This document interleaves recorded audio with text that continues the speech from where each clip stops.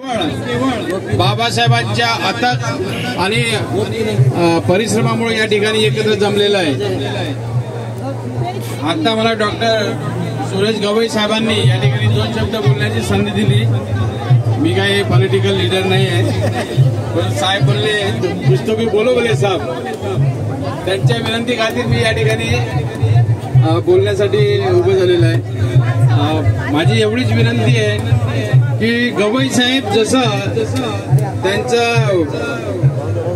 हॉस्पिटलचं काम करून समाजामध्ये जे सामाजिक सेवा करतात, हे आपला प्रत्येक भारतीय नागरिकाचं आणि एक आंबेडकरी चळवळीचे अनुयायी म्हणून आपलं प्रत्येकाचं हे कर्तव्य आहे की आपल्या प्रोफेशनच्या व्यतिरिक्त भारतीय समाजासाठी आपण जे बाबासाहेब आंबेडकरांनी पे बॅक टू सोसायटी प्रोग्राम आपल्याला आखून दिलेला आहे, त्याचा एक भाग म्हणून आपलं हे प्रत्येकाचं नैतिक कर्तव्य आहे की आपण आपल्या समाजासाठी अहोरात्र झटत राहू।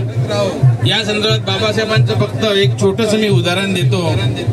बाबासाहेब म्हणतात, बहुजन समाजाच्या उत्थानासाठी जे लोक रात्रंदिवस वाऱ्या वादळाची अपेक्षा न करता, मान अपमानाची अपेक्षा न करता सतत झटत राहतात, ते लोक धन्य होत असं बाबासाहेब म्हणतात।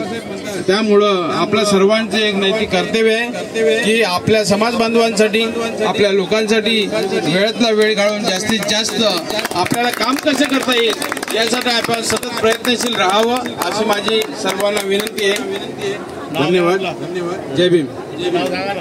मी ॲडव्होकेट विलास लांडगे, मी कल्याण जिल्हा व सत्र न्यायालय या ठिकाणी मागच्या 9 वर्षापासून कल्याण जिल्हा न्यायालय वकील संघटनेवर जनरल सेक्रेटरी म्हणून काम करतो। त्याचप्रमाणे क्रिमिनल, सिव्हिल, मुंबई हायकोर्ट असेल, बॉम्बे सेशन कोर्ट असेल, कल्याण कोर्ट असेल, तालुका कोर्ट असेल, या ठिकाणी मी आपली वकिली करतो। आणि सोबतच बहुजन समाजाचे ज्या अडचणी असेल, डेक्कन क्वीनचं मॅटर असेल, भीमा कोरेगावचं मॅटर असेल किंवा आपल्या समाजाचे प्रश्न असेल, प्रत्येक वेळेस आम्ही वकील संघटना म्हणून फ्री ऑफ चार्ज मध्ये आपल्या लोकांसाठी आम्ही काम करतो। एवढाच माझा थोडासा परिचय आहे। जय भीम, जय भारत, जय संविधान।